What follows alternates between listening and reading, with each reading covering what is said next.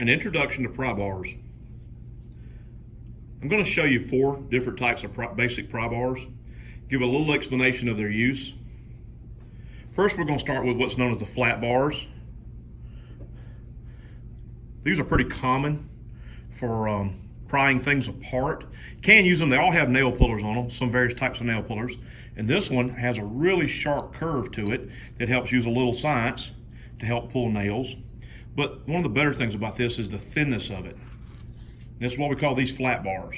You can use this in a lot of finish work and when you're pulling things apart and get into places that are really tight without tearing them up, like some of these other pry bars will do. This one here is just a different type of pry bar. It's still a flat bar, and it's got a little curve in it. This is personally the style I prefer. This brand is called a Super Bar. They give it the nickname. You'll see Super Bar, Wonder Bar, everybody gives them their own nickname, but it's basically got the exact same prying surface. It's got a spot you can slide in sharp, get under a nail head. You can reach over and pull back to get under a nail, especially roofing nails, it works best. And it's got a corner you can get to pry. Now I use these a lot of times to pry 2 pieces of wood apart. This next one I'm going to show you is called a cat's paw. And it's just a straight up nail puller. That's all they're really getting good for. But if you look at the shape at the head of this, it's got 2 little toes. It looks like a kind of rounded and soft like a cat's paw. And it usually almost always has a spot on the back that's flat, and that's for beating. Now this is used for pulling nails out of finished wood without tearing up the face of it. You can actually dig out nails that's embedded down in wood, and it'll dig down into the wood and get a hold of the nail and pull it out. And here's another example of the same thing. It just happens to have a rubber handle on it. Now you'll see some cat's paws that have puller ends at both ends will have pullers on it. Another variation older than the flat bar, and this is called a chisel bar. If you notice, it's still got some of the basic characteristics of the other one. It's still got your prying ends, still got the end for reaching over and pulling back.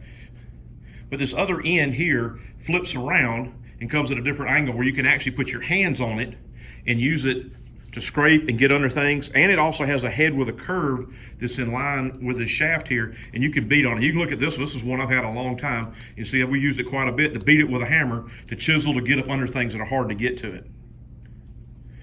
And it's also used for pulling, it's light demolition work and for pulling different pieces of wood apart. Very handy. The last one here, and the big one in the back, is called a crowbar. I've got two examples, but this one here, this biggest one, it's a 36-inch crowbar. It's the basic shape of what everybody considers to be a crowbar. And it's got an end for getting under things. There's no puller on it. It just slides in under, and you pry it up. You pound it in up under and pry up to pull things apart. This other end is a nail puller end. You can use it for leverage. It's really simple. You can see we've used this one to beat on it a good bit. It's been used quite a bit to drive up under things, and it's used for heavy demolition work. Now this other bar right here, this blue one, is a specialty bar. It's made out of Germany with a special steel made by the Crowbar company. They're very expensive, but it's a strictly demolition bar.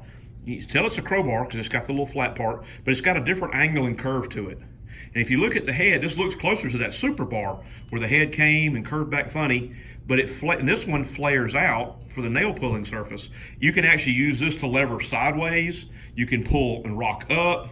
You can pry this end under and pull up. Now this is by far my favorite tool, hands down, and to me it's worth its weight in gold. It's a crowbar, but it's a very special crowbar. So that's 4 basic types of pry bars. We have a flat bar, we have a cat's paw, chisel bar, and crowbars.